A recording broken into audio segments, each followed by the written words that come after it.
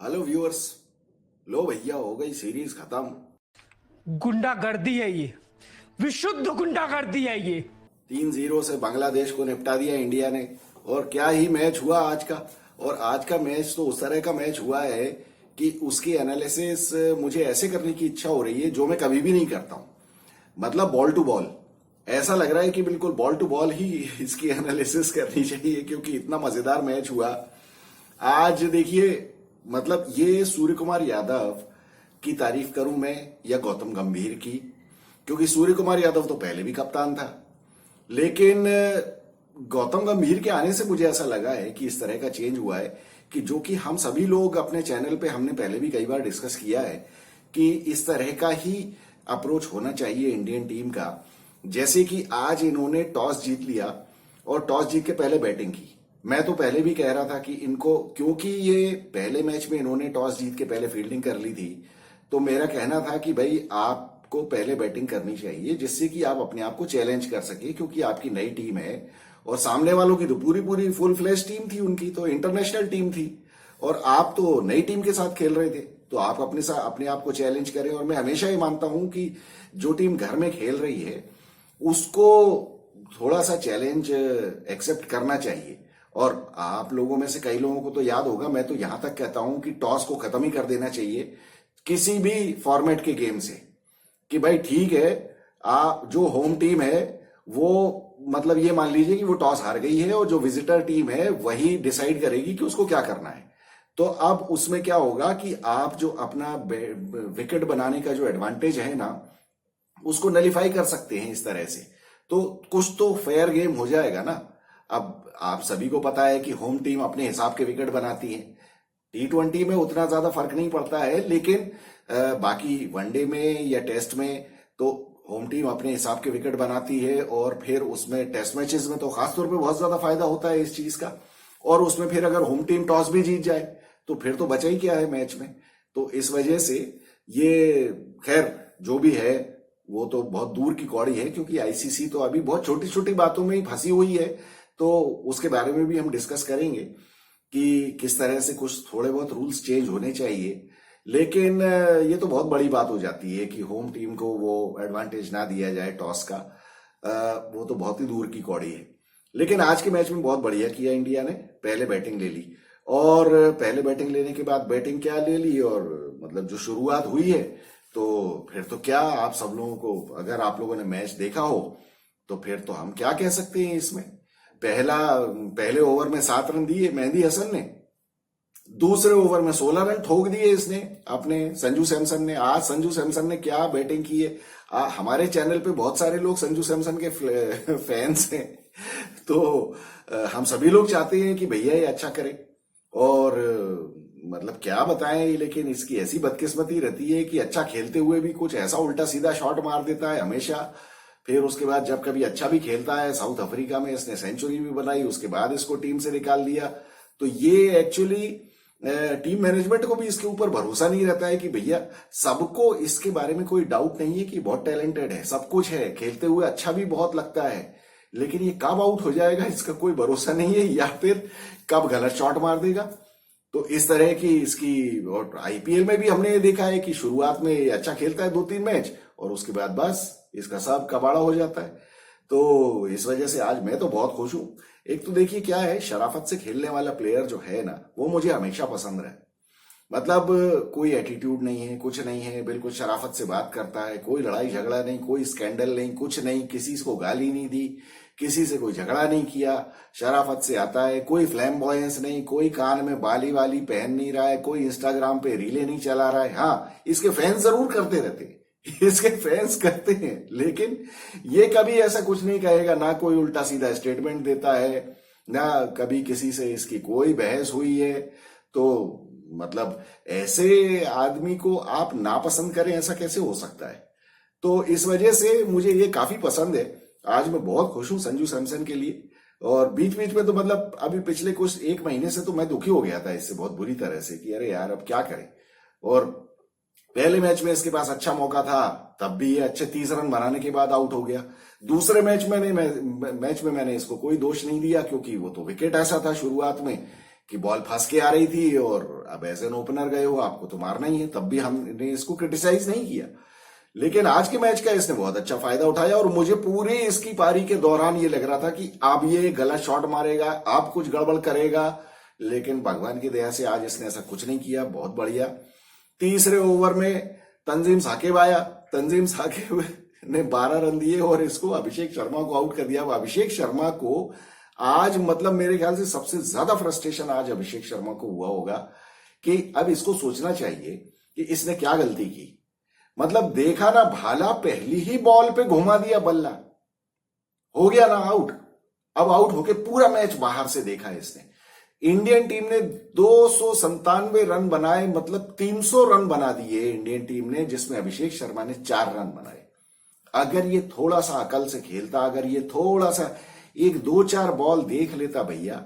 आप ये देखिए व्यूअर्स, संजू सैमसन की और अभिषेक शर्मा की बल्लेबाजी में क्या डिफरेंस है पूरी सीरीज में। देखिए आप तीनों मैचेस में, पहले मैच में भी ये जल्दी आउट हो गया था अभिषेक शर्मा, क्योंकि वो आड़ा तिरछा शॉट मारने के चक्कर में। और संजू सैमसन ने भी जो पहले मैच में 30 रन बनाए थे, उसमें भी आप देखेंगे ये हमेशा क्रिकेटिंग शॉट्स खेलता है, स्ट्रेट बैट से खेलता है। शुरू में आप आड़े पल्ले से क्यों मारते हो, आज भी इसने यही किया अभिषेक शर्मा ने। और आज संजू सैमसन को भी देखिए आप, शुरू के 3-4 चौके बिल्कुल स्ट्रेट बैट से मारे हैं इसने। ये हमेशा स्ट्रेट बैट से खेलता है। यार शुरू में तो थोड़ा थोड़ा तो देख लो आपकी विकेट में क्या हो रहा है, बॉल ऊपर हो रही है, नीचे हो रही है, क्या स्विंग हो रही है, कट हो रही है, कुछ तो देखो यार। पहली बॉल और तंजीम हसन साकिब, वो देखने में हमको कितना ही बुरा लगे या उसने विराट कोहली के साथ कितनी बदतमीजी की हो, लेकिन आपको रिस्पेक्ट तो करना पड़ेगा ना बॉलर का। अरे यार बॉलर के पास तो 24 बॉल हैं, 24 मौके हैं उसके पास आपको आउट करने के। आपके पास तो एक भी बॉल ऐसी नहीं है जिसपे आप लाइटली ले सको। और पहली बॉल पे ही घुमा दिया, वो आ गई ऊपर बॉल, और वो अच्छी खासी बॉल करता है, इतना खराब बॉलर नहीं है वो तंजीम साकिब। वो देखने में भले ही बकरे जैसा लगता हो, वो बकरे की दाढ़ी लगा के, लेकिन वो बॉल तेज करता है और अच्छी करता है। वो अगर ढंग से खेलता रहा तो वो अच्छा बॉलर बनेगा आगे जाके। वो अभी अच्छी पेस भी निकालता है, तो वो तेज बॉल फेंकी उसने, आ गई ऊपर, नहीं आई बीच बल्ले के ऊपर आ गई, हो गया मिड विकेट के ऊपर कैच, 4 रन पे आउट हो गया। बाकी पूरे 300 रन बैठ के बाहर से देखे, ताली बजाई। तो आज फिर युवराज सिंह क्लास लेगा इसकी, खूब गालियां फेर देगा इसको। और पढ़नी भी चाहिए कि यार तीसरा मैच था, तुमको तीसरे मैच में तो जरा चांस, मतलब थोड़ा ऐसे पागलों की तरह नहीं लेना चाहिए था ना। थोड़ा सा देख लेते 2-3 बॉल, उसके बाद पूरे 20 ओवर थे तुम्हारे, तो वो और संजू सैमसन ही आउट नहीं होते आज तो। लेकिन कर दी गड़बड़, बस तीसरे ओवर में आउट हो गया। और उसके बाद फिज के अगले ओवर में फिर 12 रन ठोके इन लोगों ने, स्काई ने और इसने। आज स्काई और इसने तो 173 रन की पार्टनरशिप कर दी 12 ओवरों में, मतलब 72 बॉल्स में इन लोगों ने कितनी 173 रन की पार्टनरशिप की है इन लोगों ने। गजब ही कर दिया, कबाड़ा कर दिया, बिल्कुल मार मार के बांग्लादेशियों का बिल्कुल भूसा भर दिया इन लोगों में। और उसके बाद आप ये देखिए, आज रिकॉर्ड बना दिया टेस्ट प्लेइंग नेशंस में, हाईएस्ट T20 स्कोर 297। उसके बाद मतलब टेस्ट प्लेइंग नेशंस में, वैसे तो वो नेपाल ने बनाया है उसके पता नहीं किसके अगेंस्ट, और एक दूसरा बनाया था किसने, आयरलैंड और उसके बीच में जो मैच था उसमें बनाया था एक दूसरा स्कोर, ऑस्ट्रेलिया ने शायद, और तीसरा इंग्लैंड और वेस्ट इंडीज के बीच में है कुछ 280 रन का स्कोर। तो इंडिया ने वो रिकॉर्ड भी बना दिया टेस्ट प्लेइंग नेशंस में सबसे ज्यादा। अब हालांकि टेस्ट प्लेइंग नेशंस में मतलब बांग्लादेश कोई ऐसी नहीं है कि जिसके अगेंस्ट T20 के अगेंस्ट आप रिकॉर्ड बना के, T20 के मैच में रिकॉर्ड बना के आप बहुत कोई कॉलर खड़ी करो, लेकिन ठीक है फिर भी है तो वो भी, मतलब T20 एक ऐसा गेम है जिसमें कोई भी सड़ी टीम किसी डिफिकल्ट टीम, मतलब बड़ी टीम को डिफिकल्ट टाइम दे सकती है। तो लेकिन ये 3 मैचेस में तो बहुत बुरी तरह धोया इन लोगों को, बहुत ज्यादा बुरी तरह धोया। जैसे मोहम्मद यूनिस की पिटाई होनी चाहिए मोदी साहब के हाथों, वैसा ही पीटा है इनको इंडियन टीम ने। अब क्या करें, ये और पाकिस्तान दोनों एक ही रास्ते पे जा रहे हैं। पाकिस्तान हुआ, बांग्लादेश हुआ, मालदीव्स हुआ, ये हमास और हिजबुल्ला, ये सब एक ही थैली के चट्टे बट्टे हैं। इनकी यही हालत होनी चाहिए और यही हालत होगी। तो अब इनका क्या किया जा सकता है, इनको सोचना चाहिए भैया कि अब कुछ और भी पढ़ लो यार। कह ठीक है चलो भाड़ में जाओ, हमारा क्या जाता है, मरो तुम हमारी तरफ से। बाकी इजराइल कर ही लेगा हिसाब और इधर मोदी जी कर लेंगे। तो खैर चलिए, 5वां ओवर तस्कीन अहमद ने फेंका। तस्कीन अहमद ने फिर 16 रन खाए इसमें, बहुत बुरा पिटाई हुई इनकी। फिर अगला 6ठा ओवर तंजीम ने फेंका, उसमें 19 रन पीटे इन लोगों ने। फिर इन लोगों ने 7वां ओवर पावर प्ले के बाद दे दिया रिशाद हुसैन को। रिशाद हुसैन ने फिर उस पहले ही ओवर में 16 रन खाए। लेकिन 16 रन क्या है कि अब बाकी लोग भी 16 रन, 12 रन, 19 रन ऐसे पिट रहे हैं, तो इन लोगों को लगा कि रिशाद हुसैन शायद कुछ कर लेगा, तो उसको 10वां ओवर बेचारे को पेड़ दे दिया और उसमें संजू सैमसन ने 5 छक्के मार दिए। मतलब गजब ही हो गया यार, आज तो इन लोगों की ऐसी हालत हो गई थी, शक्ल देखने लायक थी इन लोगों की। और क्या बैटिंग की है संजू सैमसन ने, मतलब आप ये देखिए पूरे 111 रन जो उसने बनाए हैं, ऐसा कोई उल्टा सीधा शॉट नहीं मारा, कोई गंदा उल्टा रिवर्स स्वीप मार दिया हो या कुछ कर दिया हो। अब देखिए ये जो अपना स्काई है ना, स्काई जो जिस तरह के शॉट्स मैन्युफैक्चर करता है वो तो उसके ट्रेडमार्क शॉट्स है, मतलब वो तो खेलता ही है ऐसा। और स्काई का तो ऐसा हो गया है, देखिए स्काई को पता नहीं व्यूअर्स आप लोग कब से फॉलो कर रहे हैं या कब से जानते हैं। मैं इसको तब से फॉलो करता हूं जब ये मुंबई की टीम में खेलता था रणजी ट्रॉफी, जब ये आया भी नहीं था इंडियन टीम में, मतलब वनडे टीम, T20 कुछ भी नहीं, ये रणजी ट्रॉफी खेलता था, तब ये स्काई मुंबई की टीम का कैप्टन था, ये रणजी ट्रॉफी टीम का।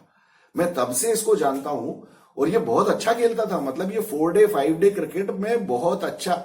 देखिए मुंबई की टीम का कप्तान बनना बहुत बड़ी बात है, और खासतौर पे ऐसे प्लेयर के लिए जो कि मुंबई का रहने वाला ना हो।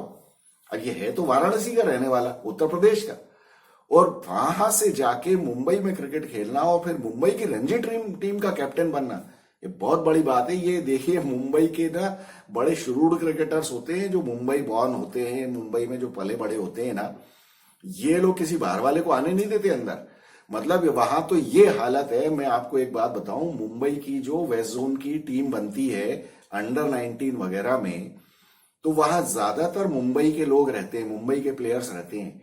और ये हालत रहती है कि वहां वो जितने भी मुंबई के प्लेयर्स हैं ना, मैक्सिमम 11 में वही खेलते हैं और वो आपस में मराठी में ही बात करते हैं। 15-16 का स्क्वाड रहने दो, उसमें भले ही कोई गुजरात का प्लेयर हो या कोई कभी कभी MP भी पहले हुआ करता था, उसमें आ जाता था वेस्ट जोन में, तो उसमें मतलब ये बाकी स्टेट्स के प्लेयर जो कि नॉन मराठी स्पीकिंग हुआ करते थे, वो लोग तो ये कहते थे ये मुंबई वाले तो आपस में मराठी में ही बात करते रहते, हमको तो पूछते ही नहीं है। ये हाल है इन लोगों का। तो वहां उन लोगों के बीच में जाके स्काई का मुंबई की रणजी टीम का कैप्टन बनना बहुत बड़ी बात है।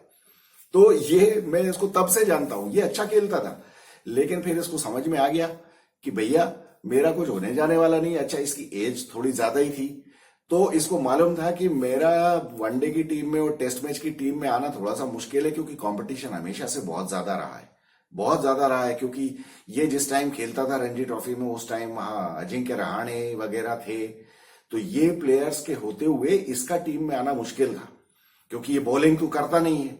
अब इस वजह से फिर इसने अपना इसने अपना T20 में अपना मामला जमाया, और T20 में खेलने के लिए, सक्सेसफुल होने के लिए, शुरुआत में आप लोगों ने देखा होगा ये इतना वर्सेटाइल नहीं था जो 360 अभी प्लेयर हो गया है ना। इवन IPL भी ये 4-5 साल तो कोलकाता से खेला ना, KKR से, तब भी ये वैसा विस्फोटक बल्लेबाज नहीं था ये। लेकिन बाद में इसको समझ में आ गया जब ये मुंबई में आया कि भैया सर्वाइवल मुश्किल है, तब इसने ये जो उल्टे सीधे शॉट मारने शुरू किए और 360 प्लेयर हुआ।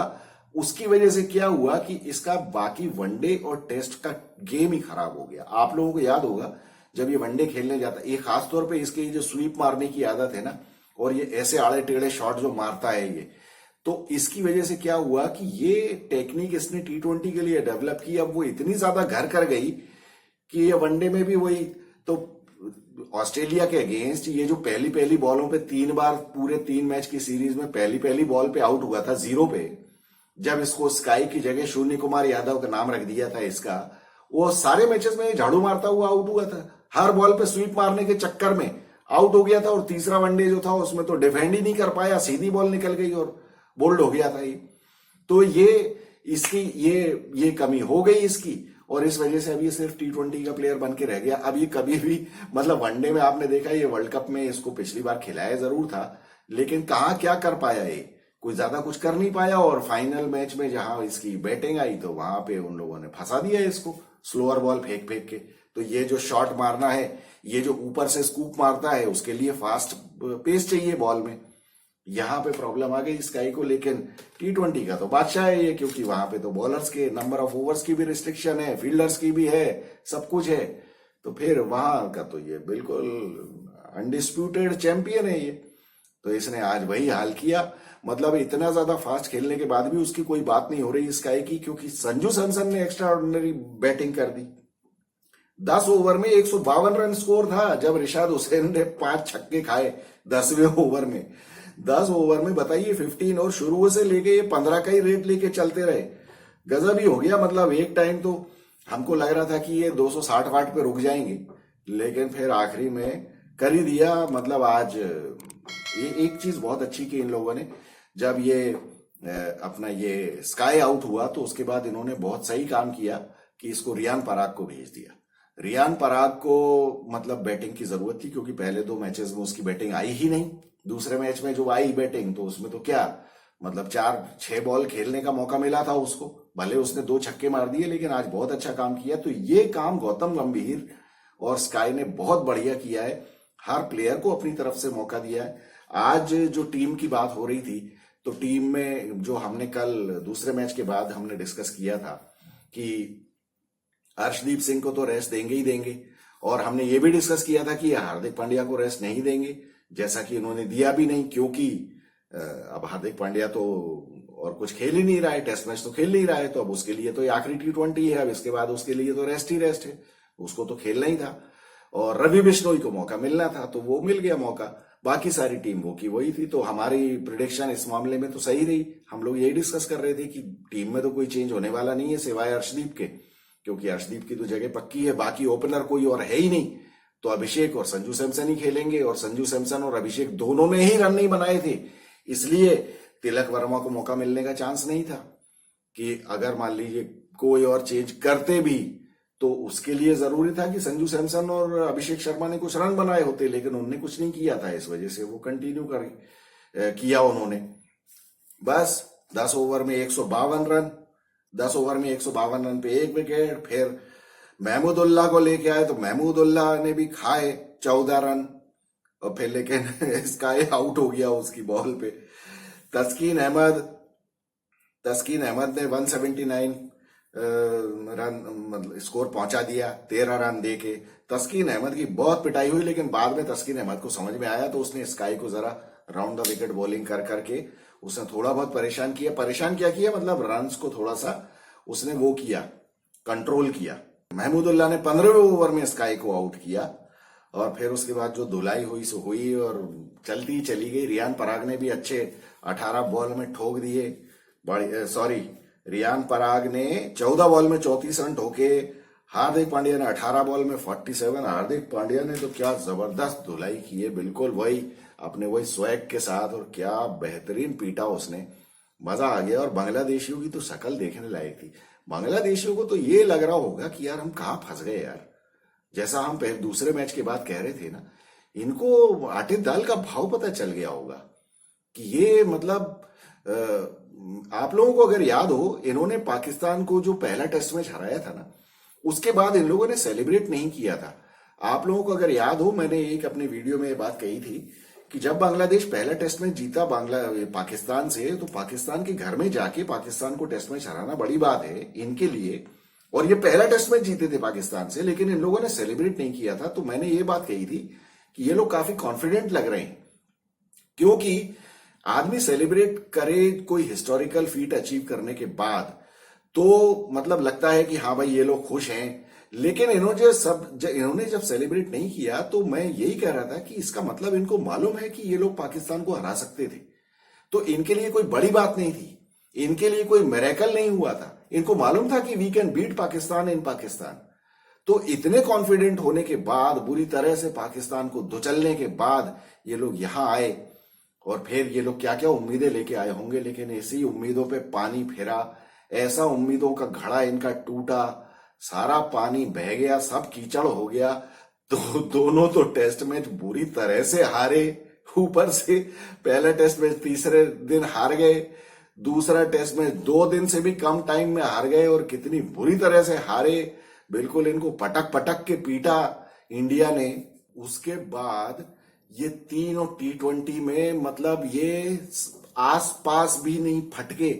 आज इन्होंने हाईएस्ट स्कोर बनाया अपना सीरीज का 164, और उसमें भी 133 रन से हार गए मैच।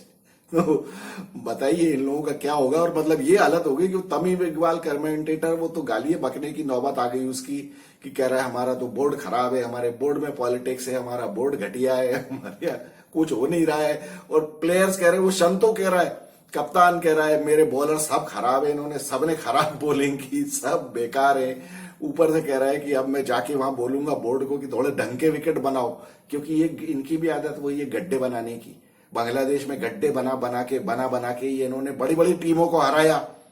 और उसके बाद अब जब बाहर जाते हैं तो इनको पोल खुल जाती है। आईसीसी इवेंट्स में जब जाते हैं तो इनकी दम निकल जाती है वहां। तो अब जैसे इंडिया में ऐसी पोल खुली है कि जब ट्रू विकेट्स मिले हैं तो ऐसी खराब हालत हुई है इनकी कि पूरी दुनिया के सामने है।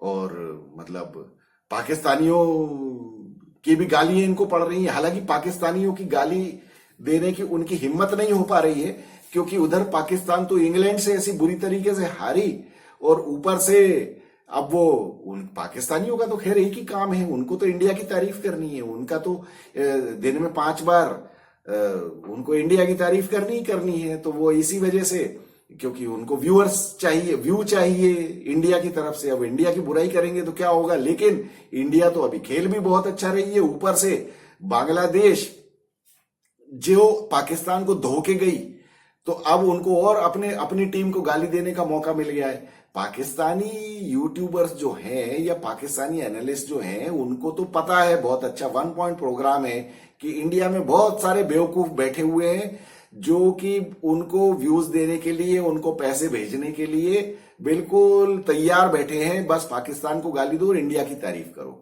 अब इंडिया की चाहे जैसी भी परफॉर्मेंस हो, वो इंडिया की तारीफ ही करना है। और यहां तो उनको बहुत अच्छा मौका मिल गया कि बांग्लादेश की अच्छी धुलाई कर दी इंडिया ने, और ऊपर से पाकिस्तान भी हार रहा है। पाकिस्तान घटिया से घटियातर क्रिकेट खेलता चला जा रहा है। तो उसमें तो बस पाकिस्तानियों की तो चांदी हो गई, क्योंकि उनके तो दोनों हाथों में लड्डू आ गया। अब इधर पाकिस्तान घटिया तरीके से खेल रहा है, उधर इंडिया बढ़िया खेल रहा है। बस इंडिया के जो व्यूअर्स हैं उन बेवकूफों को और क्या देखना है, बस यही कि वो पाकिस्तान को गाली दें और इंडिया की तारीफ करें। बस आप पैसे लुटाए जाओ, उन टेररिस्टों को पैसे दो, वो टेररिस्ट वहां से भेजते रहे आपके घर में, और आप लोग जो पैसे भेज रहे हो आपको तो कोई मतलब है नहीं। बेचारे गरीब लोग जो उनके चक्कर में आ जाते हैं टेररिस्टों के, वो उनको मुसीबत हो जाती है, उनको गोली मार देता है कोई, वो कोई बम से मर जाता है। ये हाल है। तो यहां तो इंडिया की पब्लिक की तो ये हालत है, और ये पाकिस्तानियों के साथ संबंध बनाने की बातें करते हैं बेवकूफ कहीं के। खैर क्या बोले यार, इस बारे में तो मेरा मूड खराब हो जाता है। अच्छा है इनकी जितनी दुर्गति हो, पाकिस्तान, बांग्लादेश, मलेशिया, ये वो सब, हिजबुल्ला, हमास वमास, ये तो सब खत्म ही हो जाए तो बढ़िया है यार, दुनिया में शांति होगी बहुत। खैर चलिए, कमिंग बैक टू क्रिकेट। अब हो गया, सूर्य कुमार यादव ने 35 बॉल में 75 रन ठोक दिए। 47 बॉल्स में 111 रन संजू सैमसन ने मारे, 11 चौके 8 छक्के मार दिए। अपने स्काई ने मारे 8 चौके 5 छक्के। रियान पराग ने भी 4 छक्के जड़ दिए, उसने गजब ही कर दिया। रियान पराग ने बढ़िया बढ़िया खेला, बहुत बढ़िया खेला। अच्छा मौका भी मिला उसको, मौके का फायदा भी उठाया। हार्दिक पांड्या 4 चौके 4 छक्के।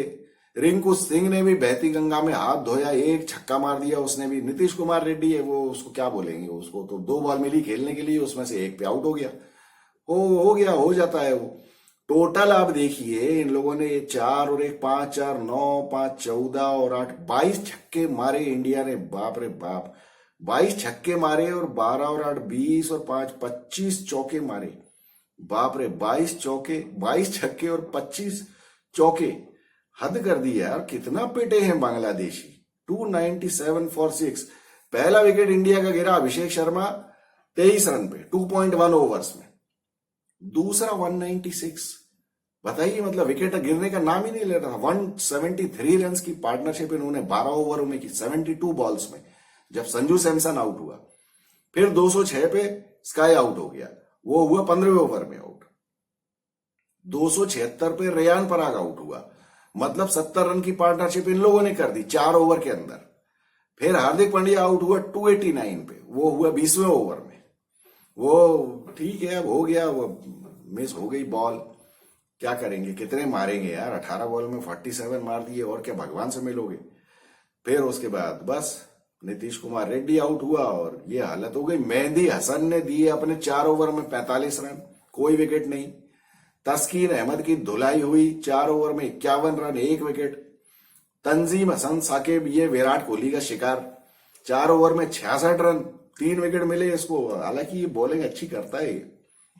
Mustafizur 4 over 52 run, 1 wicket.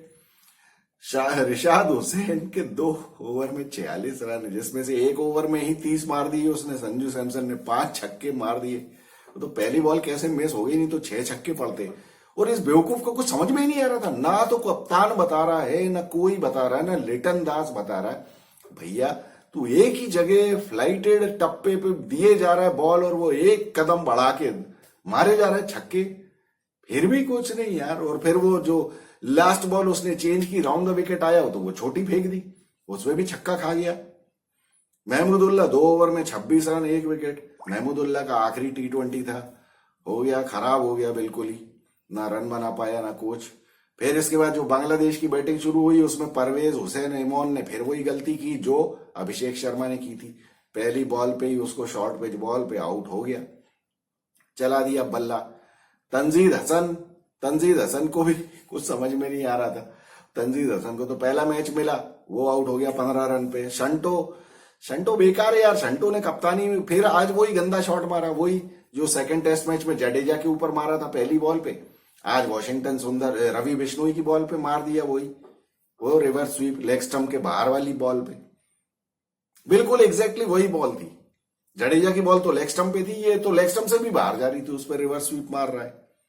Liton दास ने जरूर कुछ मारने की कोशिश की, चलो कुछ उसने अपनी इज्जत बचाई। शायद पिछले मैच में जो हमने इसकी क्रिटिसिज्म किया था, तो शायद इसको कुछ शर्म आ गई।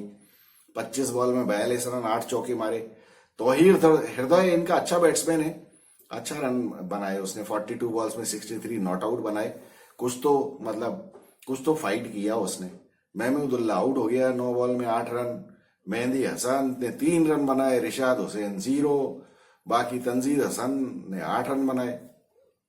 पहला विकेट इनका गिर गया 0 पे ही, पहली बॉल पे ही, दूसरा 35 पे, तीसरा 59 पे, चौथा 112।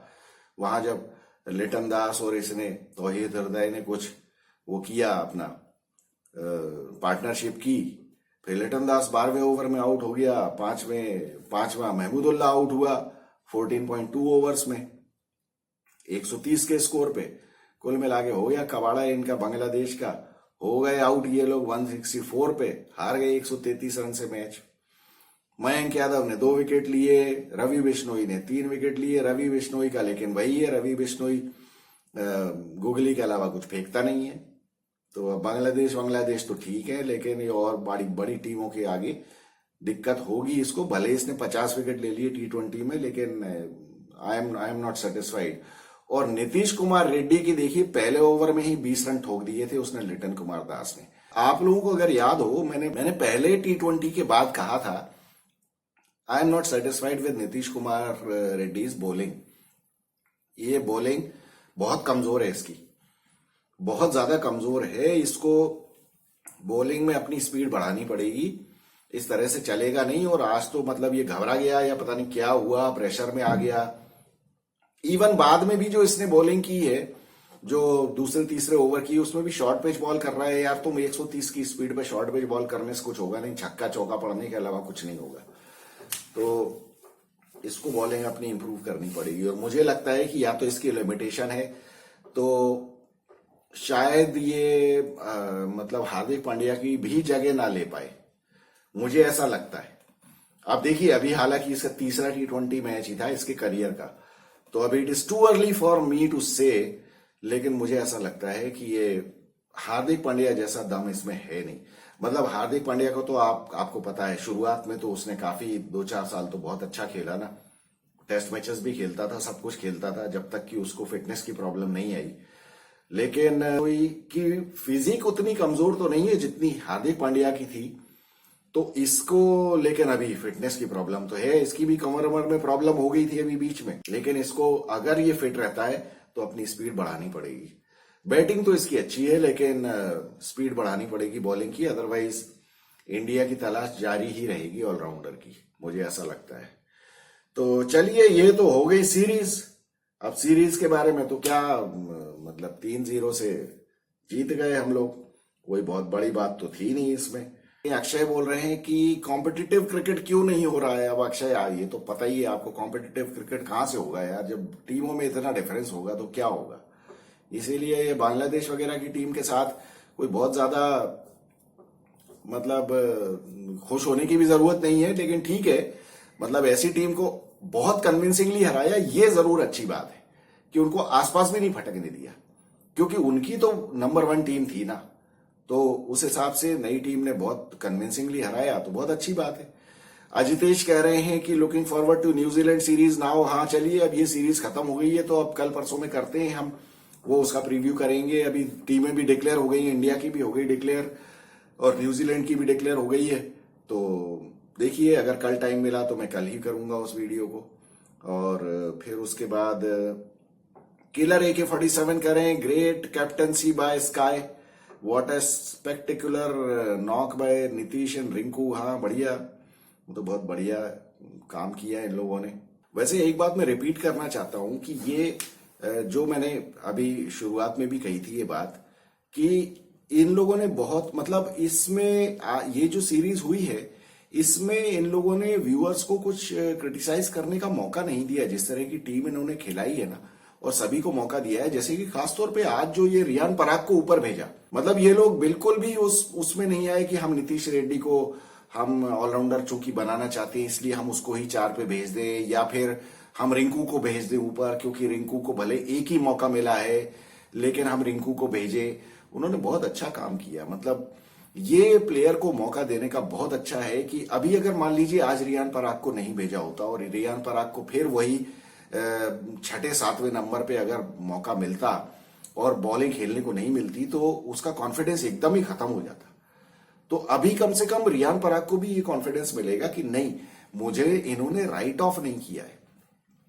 ये बहुत बड़ी चीज है कि उसको ये लगेगा कि नहीं, मुझे ये कंसीडर कर रहे हैं और मुझे मौका दे रहे हैं। आज मौका दिया था तो किया उसने काम, जितना भी वो किया, मतलब 14 बॉल ही खेली लेकिन अच्छे खासे रन बनाए उसने, तो अच्छा है, मतलब बहुत ही बढ़िया बात है। ये तो बहुत बढ़िया काम किया है इन लोगों ने, और मुझे इसी तरह की सेंसिबल अप्रोच की मुझे उम्मीद रहती है टीम से। कोच हो, मैनेजमेंट हो, वो कम से कम डिसीजंस ढंग के ले। और भगवान का लाख लाख शुक्र है कि भैया इंडिया में ये इस तरह के काम नहीं होते जैसे पाकिस्तान में होते हैं यार। वो तो पाकिस्तान तो वो कंट्री के नाम पे धब्बा है, वो वहां पे करप्शन इतना ज्यादा है। मैं व्यूअर्स आप लोगों को 50 बार पहले भी कह चुका हूं कि उनको तो पैसे दे दो तो अपने माँ बाप को बेच के खा जाएंगे, वो इतने कमीने लोग हैं वो लोग। इसलिए पता नहीं उसके बावजूद भी ये लोग क्यों इंडियंस जाके वहां उनके चैनल्स देखते हैं और उनको प्रमोट करते हैं। मैं ये नहीं कहता कि मेरा चैनल देखो, लेकिन यार कम से कम उनका तो मत देखो यार। बहुत सारे इंडियन चैनल्स हैं, उनके चैनल देखो।